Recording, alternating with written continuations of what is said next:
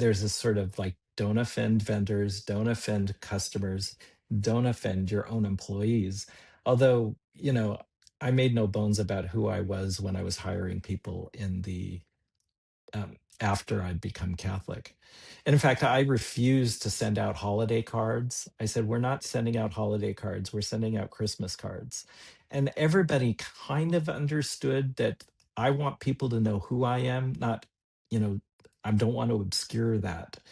And I think people respected me for that.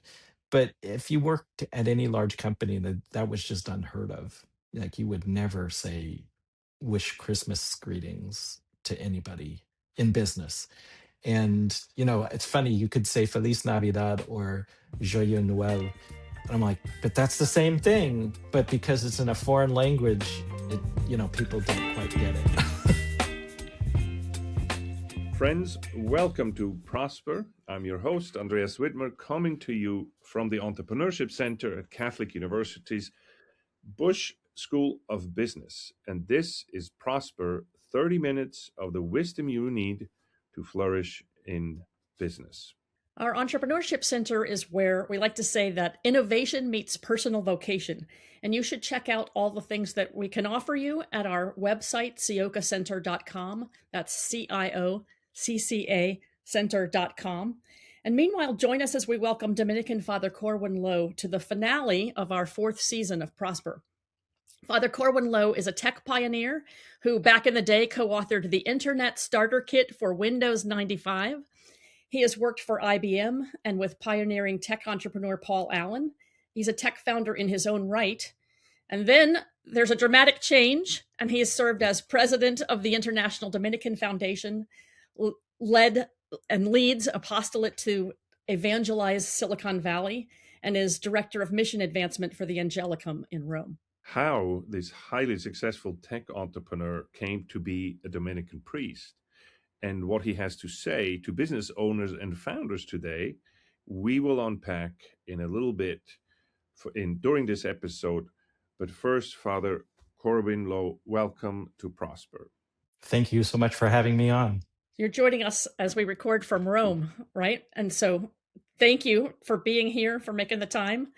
And we always start with a warm-up question, which is, what's the best thing that you are reading right now?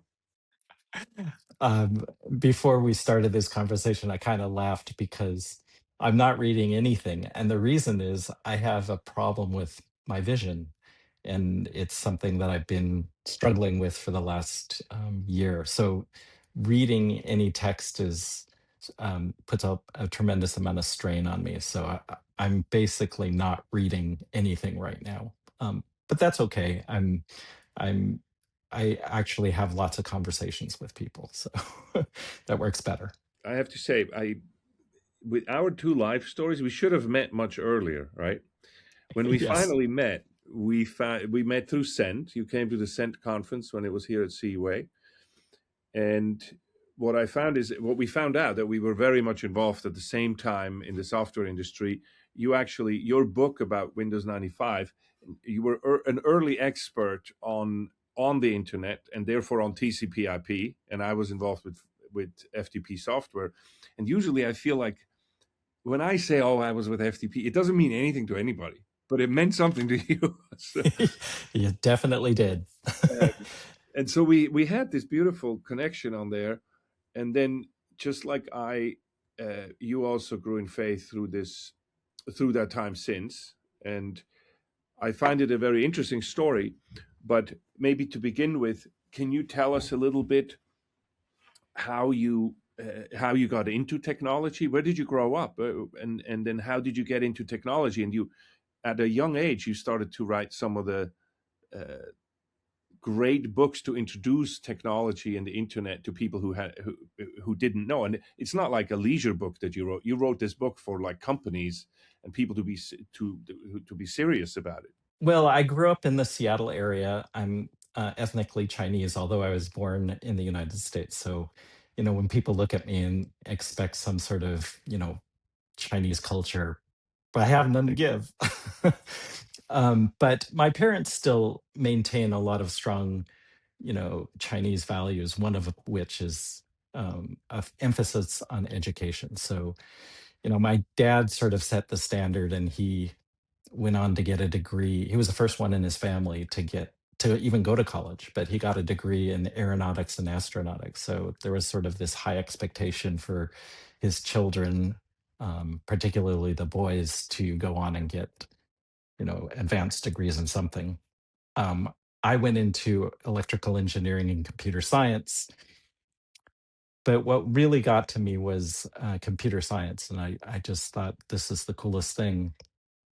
Being in the Seattle area, Microsoft, of course, is the big success story there, and so I got on early with Paul Allen, and he, of course, started Microsoft with Bill Gates. He was trying to redefine software. In fact, the tagline of his company was "Software Redefined," and I enjoyed software development at the beginning, but it weighed on me because there's just not enough human interaction involved in the process. So I thought, oh, maybe I need to change gears. So I went into consulting, and my first client was actually Paul Allen when he was starting his kind of expansion into lots of different things, whether it was media, science, research, and also entertainment. And so being at the forefront of the technology that he had to have to enable all those sorts of things was, kind of providential for me. I was in the right place at the right time.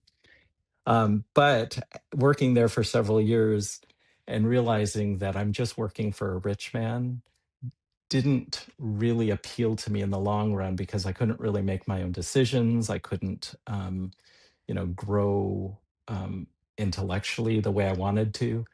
So I broke off with a business partner, and we decided to go into computer network security, which was not really known very well at the time because networks didn't exist the way we know them now.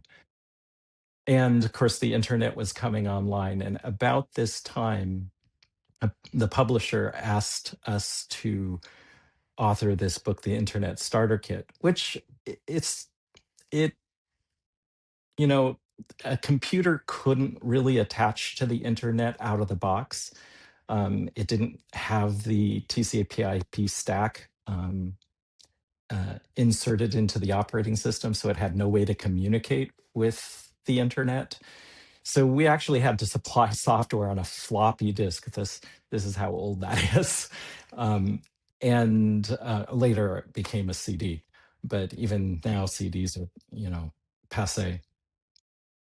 But you could tell that there was pent up demand for this type of technology, because the book went on to sell 750,000 copies in all of its editions.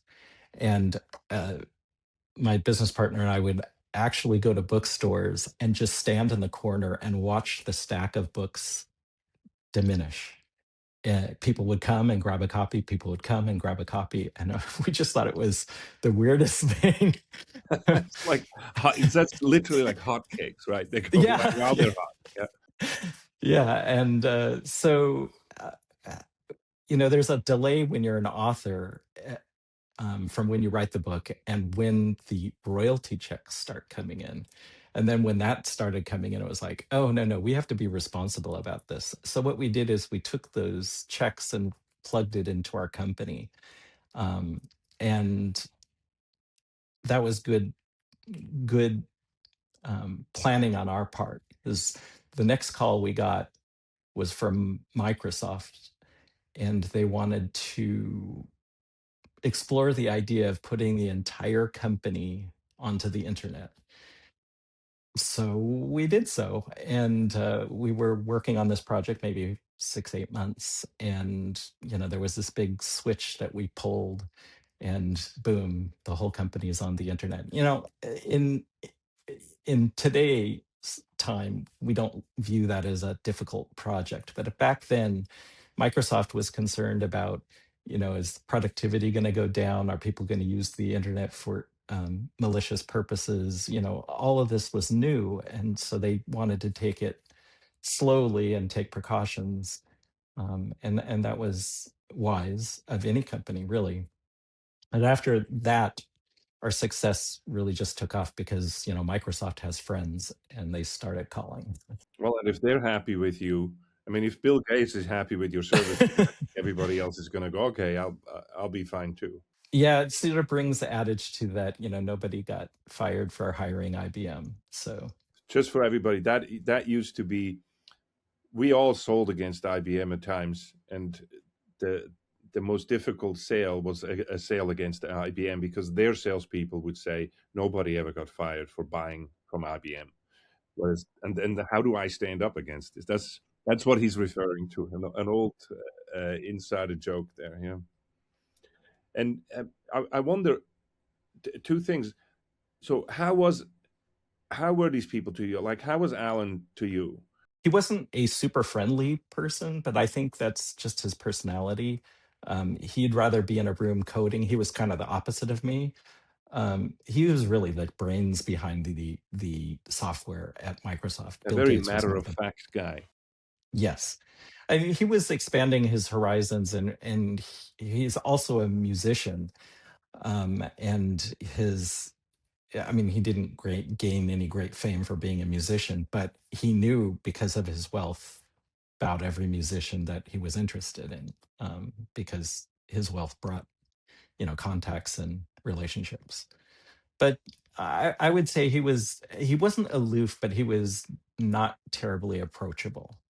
But it's not like we didn't talk. I mean, I remember there was this one time he came to my office, and um, he he was sort of unhappy about um, the way certain things were going, and we chatted through it, and he went away, I guess, appeased, but you know he is not really a business guy. He's more of a technical engineer.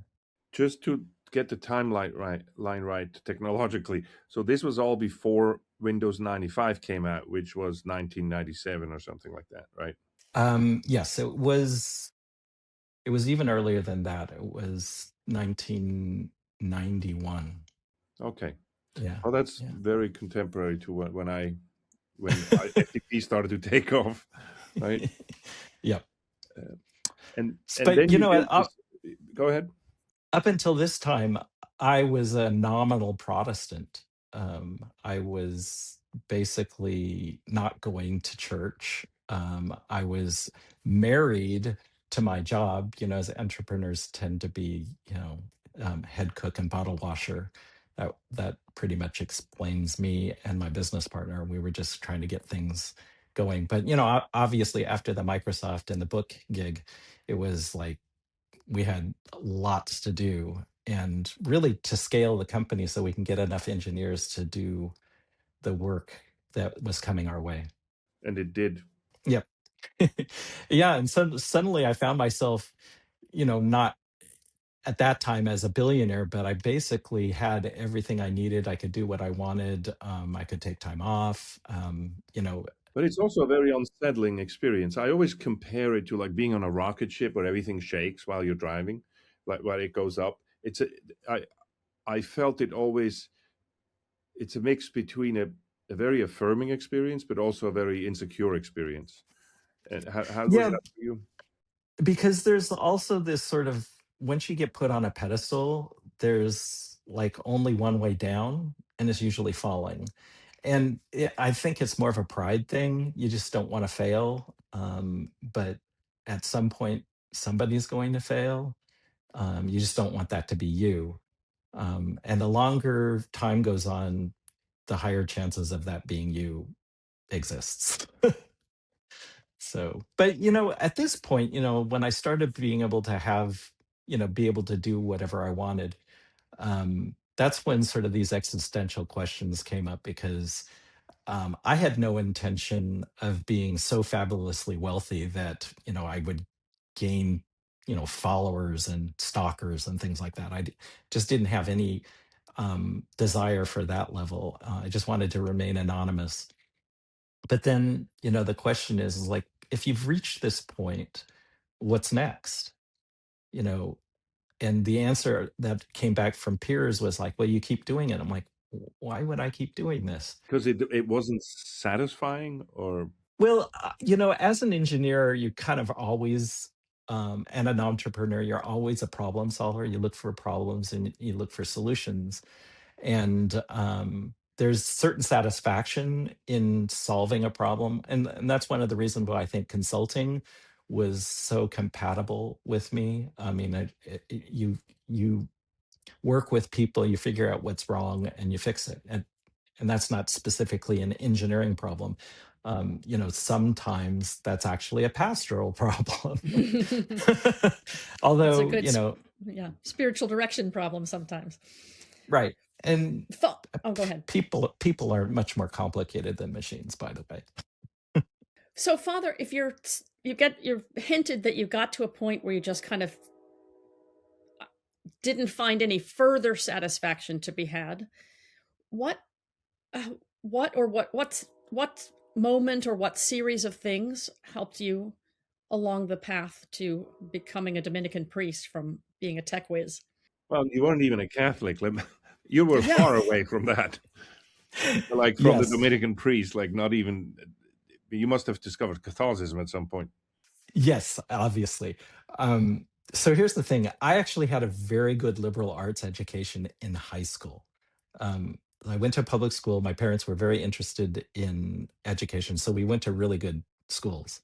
So I had liberal arts. I had um, also the hard sciences. And so by the time I got to college, it was like, well, this is kind of easy. Um, but so I knew art and architecture, music, all of that sort of things. And I felt myself drawn to going to Europe to visit cathedrals. And that sounds kind of weird, but when you are looking for something and you don't know what it is, and you're just enamored by these big buildings and what motivated people to build them, and well, what was their purpose, then you sort of scrape the surface and you start digging. And that's essentially what happened to me. Now, that wasn't a catalyst in itself. The catalyst was when this Microsoft contract came up. um, I had an intellectual property attorney, but I'd never met him in person. We'd all worked for the last 2 years virtually via email and phone. But I thought, if Microsoft is in the room, perhaps we should do this right. So I made an appointment to talk to my attorney. Um, and when I arrived at his office, he had like a credenza on the right side of the door. And so I turned towards it, and on it was a crucifix and a couple of icons. And I kind of cheekily asked him, "So what's this?" Knowing full well what it was. I just wanted to know what his answer was, because I figured that he'd say something. Well, that's a crucifix, and that's the Blessed Virgin Mary, and that's John the Baptist. And what he said was actually quite profound. He paused a little bit, and then he answered deliberately, "Well, that's my reminder, my daily reminder of who's in charge."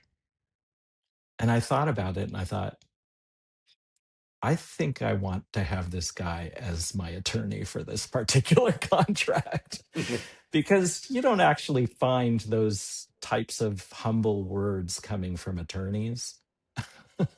No kidding. Yeah. So I got to know him quite well, and I discovered, even after the first visit to his home, that work was a means to an end, and that end was, well, eventually to love Christ. But he was really concerned about his family, and his family came first. And in the tech industry, it's usually the opposite. Your work is who you are, what defines you. Everybody wants to know what position you are, and, oh, are you married? you know or actually, in the tech industry, it's like, do you have a partner? So it just seems to be more, a second thought, but you're really concentrated on your career. So So that was your first touch point, but where did that lead, or what happened? Well, what came up later was this was in 1999. I was successful enough, actually very successful. So I actually offered, and because my attorney was Catholic and it was clear that he lived a Catholic life, I thought I would gift him by taking him and his two oldest sons, who were 12 and 14 at the time, and his father-in-law to Rome on a trip. And on the way, we stopped off in Milan, and I really desperately wanted to show them the Duomo, which is the cathedral there. And I don't know if you've been there before, but it's like the third largest church at the time in Christendom, but it looks much larger because it's got all these Gothic spires. So, Yeah, it's I so mean, ornate. it's a magnificent building. And I really wanted to show them, like from the nave, these 3 stories of stained glass, and the way that the light comes streaming in through the windows and illuminates everything. And I'm beelining it to the nave. I turn around and they're not anywhere to be found. And I'm like, where are they? So I had to retrace my steps and go back, and they had barely made it past the entrance. And they had never in their lives seen anything so magnificent. Seattle's cathedral could fit into a side chapel. Um, I mean, and Seattle's a big city, not a terribly Catholic one, but the Catholic faith was, pretty strong. It was um, um, evangelized by the Jesuits and others. Um, so it wasn't bereft of Catholicism, but they built magnificent buildings in the 19th and 20th centuries. So, but it's at a different scale. And then when I saw this, it was my clear indication that I was a tourist and they were pilgrims.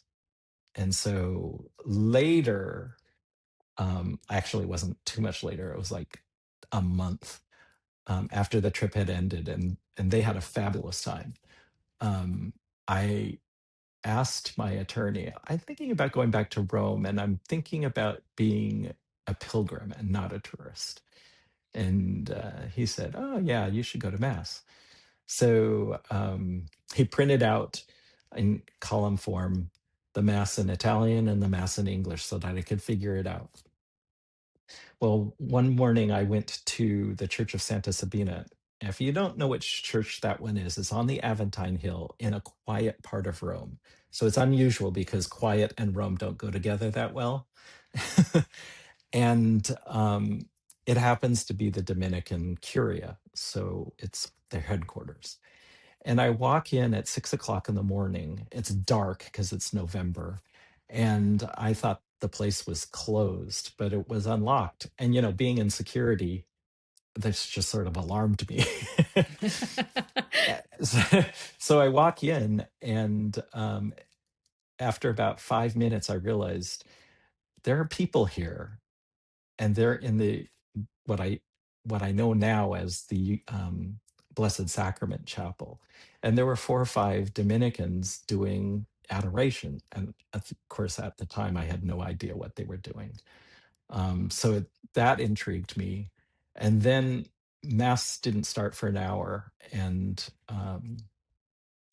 the Dominicans at Santa Sabina combine morning prayer with Mass, and it's in Italian, but they sing the whole thing. So I'm there, and I had no idea. My little cheat sheet had no information about singing the Psalms or singing at all. And so, but I was really,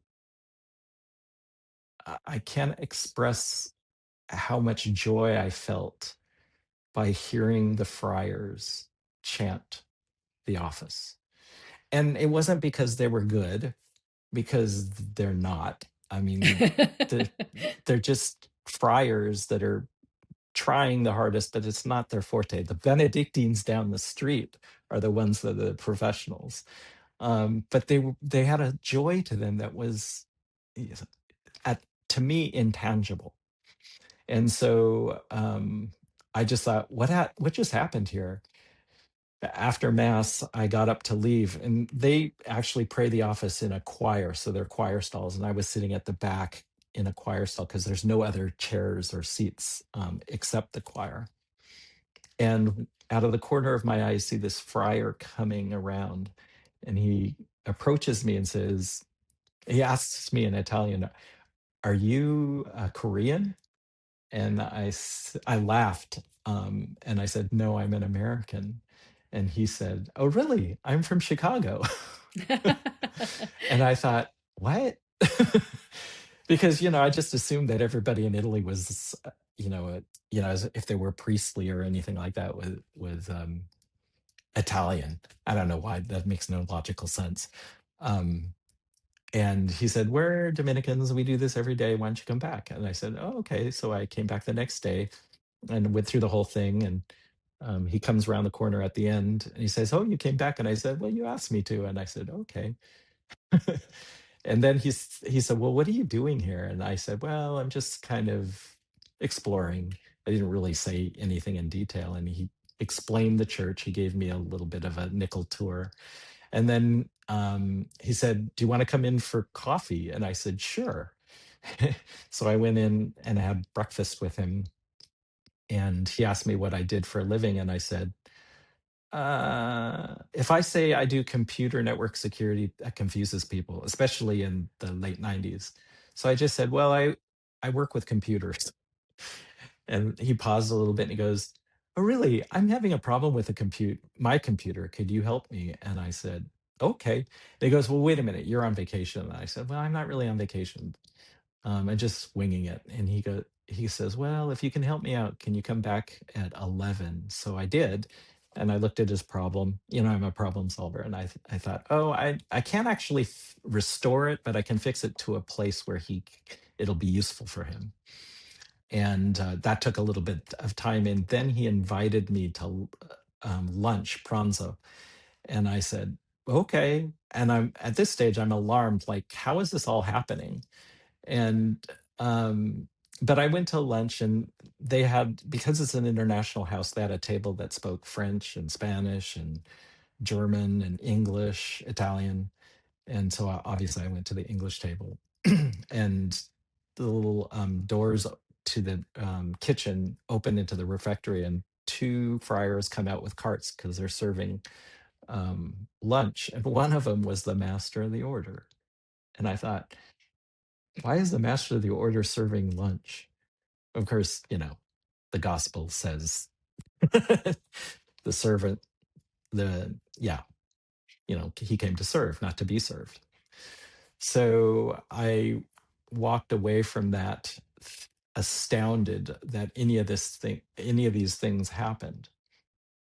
Not 1 month later, when I was back in Seattle, I get this email from a friend in Rome who was living in Rome on the Aventine Hill in an apartment. And he said, "Hey, I'm coming back." And this is an email exchange. And I responded, "I thought you were going to be there longer." And he said, "I'm homesick." And then I said, "What are you doing with your apartment?" And he said, "I'm giving it up." And then I said, "Can I have it?" And then there was nothing for a week. And then he responded, "It's arranged. It's yours."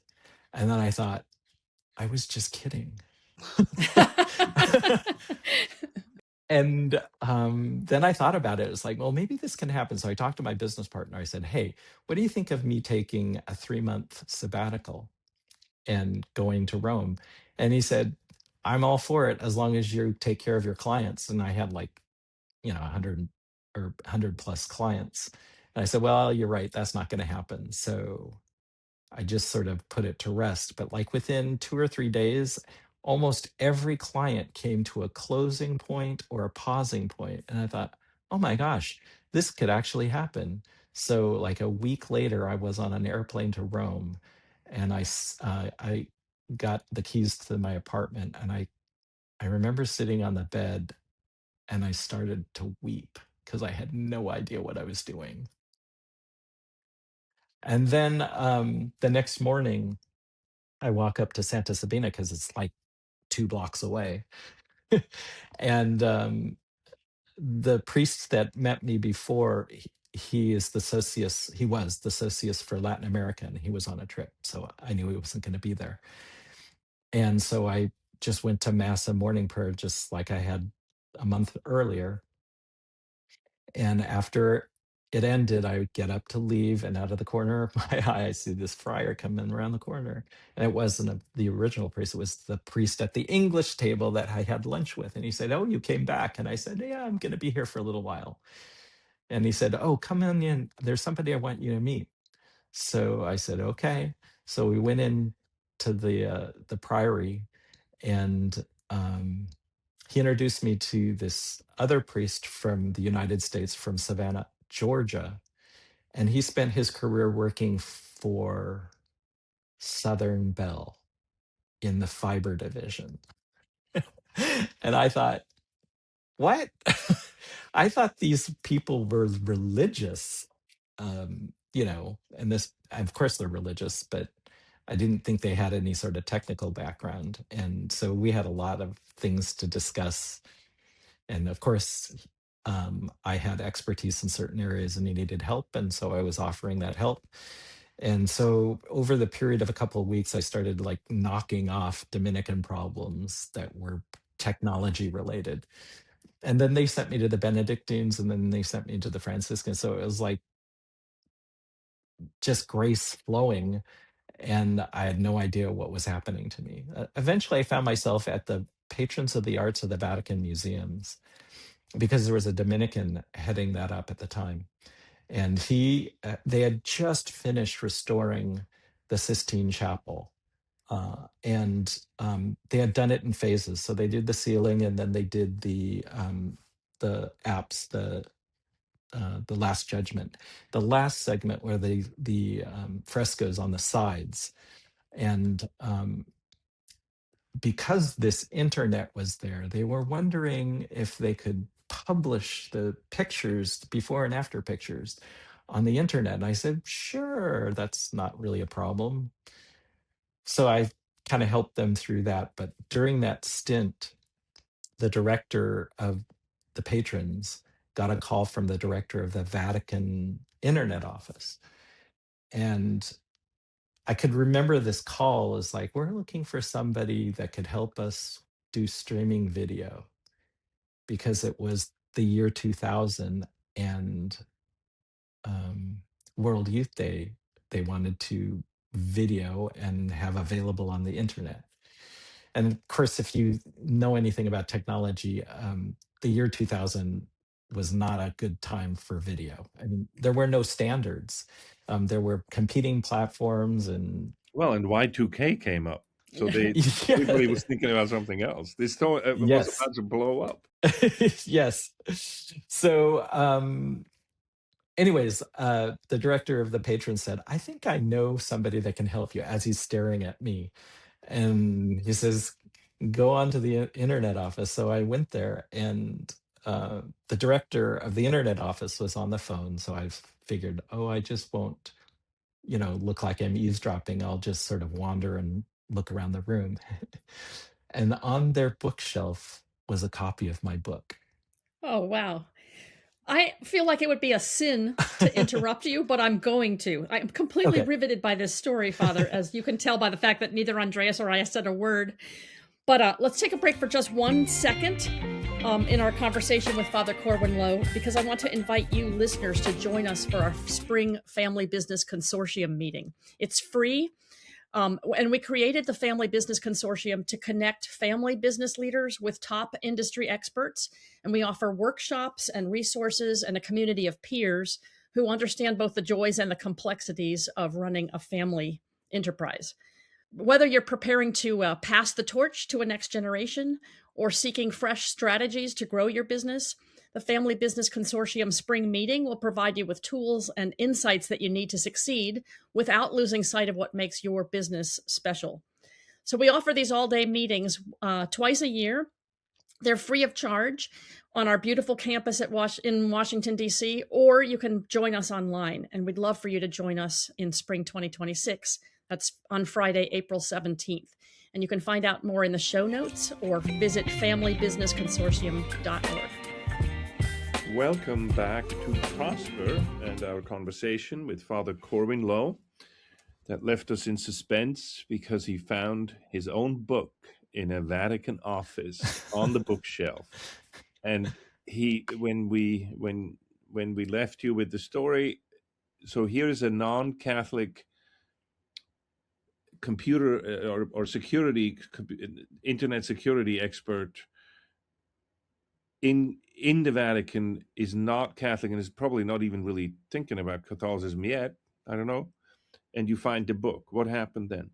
Well, I like to say that that's like the shortest interview for a job I never asked for. Because, when your name is on a book and they own the book, and, that sort of credibility right there. And, I wasn't looking to interview anyways. I just wanted to help. And so I actually spent the next 6 months. Now, if you're doing your math, a 3-month sabbatical and 6 months don't actually fit together. I actually extended my sabbatical to 13 months. So I was there quite some time. But at the internet office, I was going almost every day. I remember this after a few weeks. I was at the director's desk, and on the desk was a CD-ROM that said the encyclicals of Pope John Paul II. And I looked up at the director and I said, "So what's an encyclical?" At which point there was a pause, and the question was posed, "Are you Catholic?" And I thought, gosh, if there's a place to lie, this is not it. So I said no. And, that was sort of the impetus, like, well, what are you doing? And so I thought, oh, maybe I should get some instruction. I mean, I already had kind of fundamentals just being around all these people. And, I was going to Santa Sabina every day for morning prayer and mass. And I was going to the Benedictines down the street for Vespers because they're professionals and it's lovely. And so I was kind of already halfway there. And so I had to make a decision. Okay, let's do what I need to do. And Easter Sunday in 2001, I was received into the Catholic Church at Santa Sabina. Oh, how beautiful. Yeah. Was that hard on your folks? No, because my parents are very religious, not Catholic, of course, and they wanted me to have a relationship with Jesus Christ, but they saw that he was not part of my life, my career, in my career. So they were actually elated. The question really came up when, 5 years later, when I sold my company and I took some time off to discern whether I was going to join the Dominicans. That's when the question came up. It's like, well, what about grandkids? Which comes up with parents of religious and priests all the time. And I have to say that I was saved by my brothers because they started having kids. And so they were distracted. And then it's like, okay, well, you can do whatever you want. But honestly, they don't understand it, but they're very supportive. Mm-hmm. So That's beautiful. And they definitely see that I'm very happy. So the 13 months were over. And what was the impetus to go back to the United States? It was time. They needed me there. I actually, for a great deal of time, nobody actually knew I was in Rome because I had a half-channel ISDN line. Yeah, nice. So I had a 64 kilobit line to the internet. So I kind of was an early remote user. And so I worked from Rome where I needed to, and nobody really knew unless. And I also wrote a book, a certification book for Cisco on their network professional. So I did that at the time. But eventually, I mean, your business partner probably said, "Okay, Corwin, you got to come home here, and we have a business to run." And you had all intentions to do that. Mhm. You go back and you fully go in the saddle on the saddle again, and you run the company. I would say that I wasn't fully in this saddle because I had all these other things that I wanted to do. And when you're an entrepreneur, you can't really share that time um, with other things. So I was sort of half in, half out. But at this time, we were doing more software development and web-based applications, which was completely new. Like to be able to do banking online, um, purchases, Amazon online, that didn't really exist outside of these canned things like AOL and CompuServe, if you remember those. But now anybody could sort of put the things together. It was still a little primitive, but we did a lot of business to business secure lines and commerce, and things like banking needs to get, or mortgages need to get approvals, and they have to create connections with other institutions and get approvals that way. Whereas before it was all done by paper and facsimile and signatures and things like that. So we were doing really, really well. But it was also a time where it's like, do I really want to be doing this? So after about 4 years of that, I talked to my business partner. I said, I'm thinking we should sell the company. And he actually responded very positively. He said, I think we should do that too, because he wanted to go back to teaching. In fact, he still teaches on the side. Um, and I obviously am now a Dominican. I took a year off, um, went to the Dominicans in San Francisco and joined a year later in 2006, which was really hard. Being kind of in my 40s and everybody else is in their 20s and 30s and trying to, um, there's this saying in religious life: if you don't know what we're doing liturgically, ask a novice, because the world revolves around the liturgy for them, but it doesn't as you start to do ministry. Um, it's not that liturgy is not important, but we're not looking at One every of the things detail. I'm curious about with your life story is I feel the same dichotomy. So, and you have a very strong part of this. So you are at the cusp of the most modern technology. You're one of the people who you can not only understand it, you can actually explain it in a coherent way to other people, and you can fix stuff and make it work. That's like the frontier of technology. And while you're falling in love with a ancient order and with Christ, the two things, these are paths that usually go in two different directions. A lot of our listeners are trying to manage that. A lot of our listeners are like you, an entrepreneur.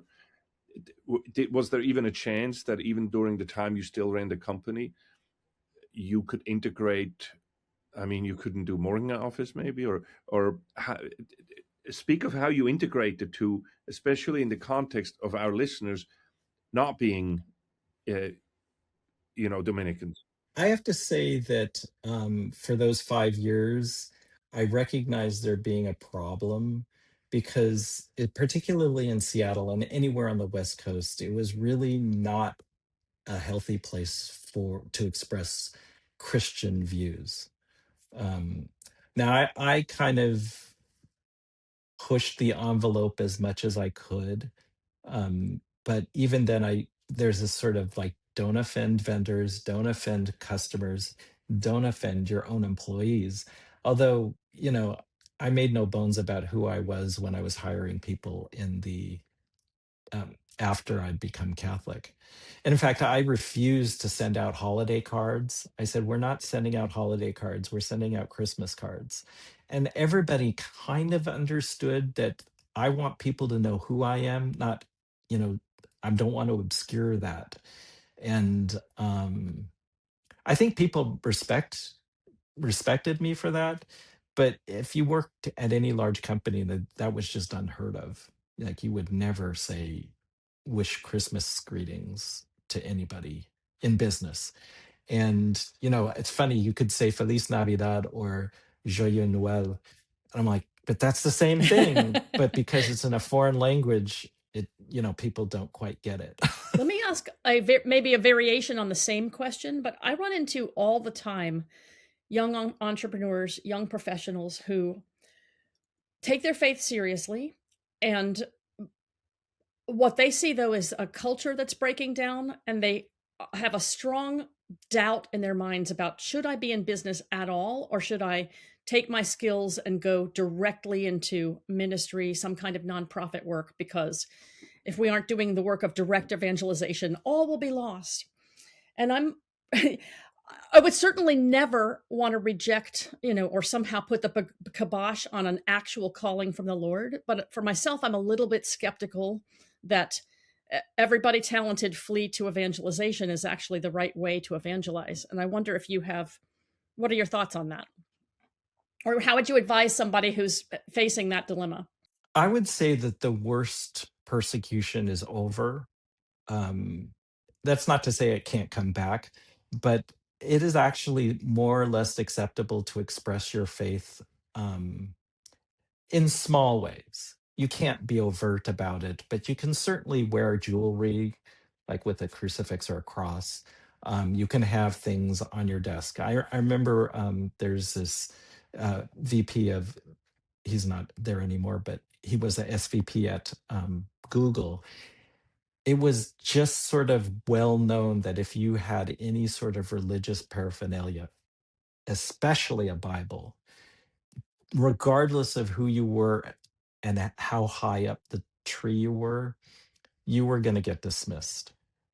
Now, of course, that there would be a lawsuit associated with it, but not being able to do business in this town ever again was sufficient. So, people just complied. They said, no, well, I'll silo my religious life, and that'll be at home, and my work life. But it is actually thawed quite a bit. And let me give you an example. There's this director at Amazon, and at the height of its DEI, this is a couple years ago, there's a branding that goes on every Amazon presentation, like a PowerPoint. And at the bottom, it said on the template, my pronouns are. And then you're supposed to type in what your pronouns are so that people recognize when you're giving a presentation how to address you. And my friends was very strong Catholic, just struggled with this. And he was giving a presentation to like 6 or 7 VPs. And he's like, I just don't want to put this on here.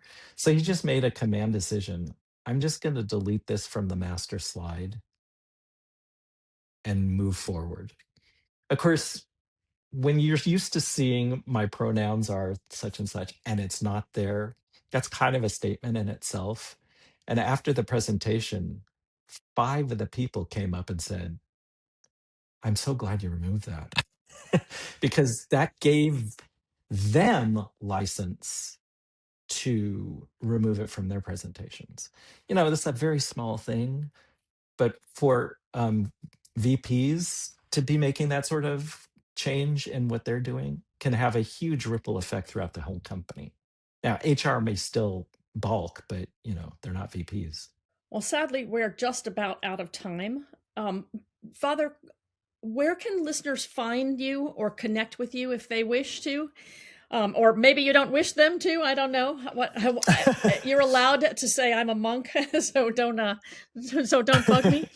I'm a friar, so I live in the world.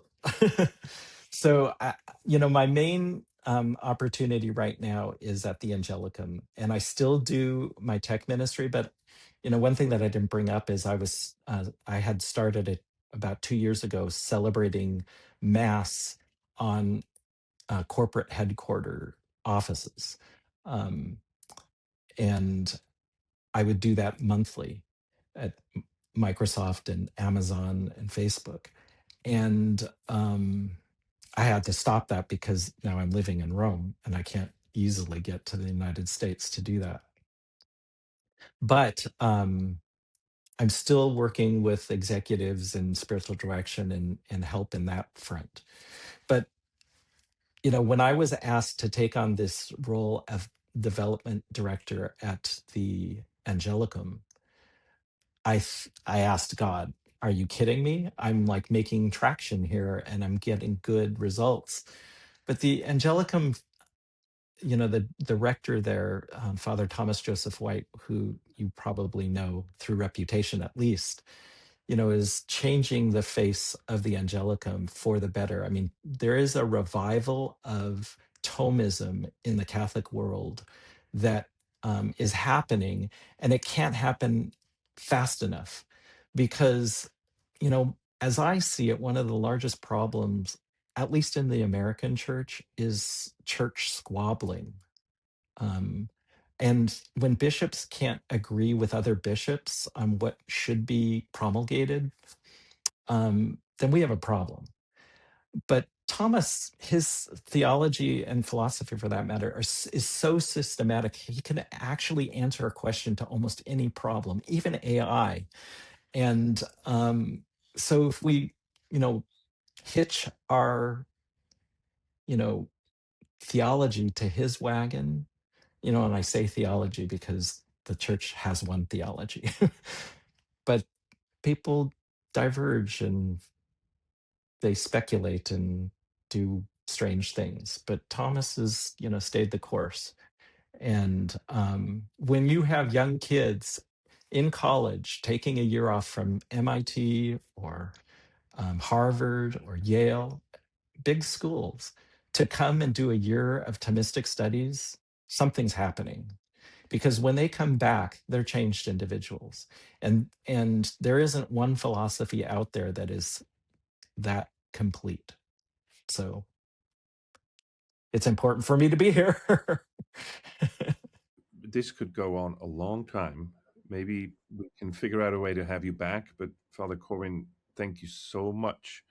We admire what you do and we praise God for your vocation and you saying yes to that vocation. Thank you so much for having me. And thank you, listeners. Thanks for spending this quick 40. It's probably going to be more like 50 minutes this time with us. So everybody take care. And until next time, in your spirit and in your business, we hope you prosper.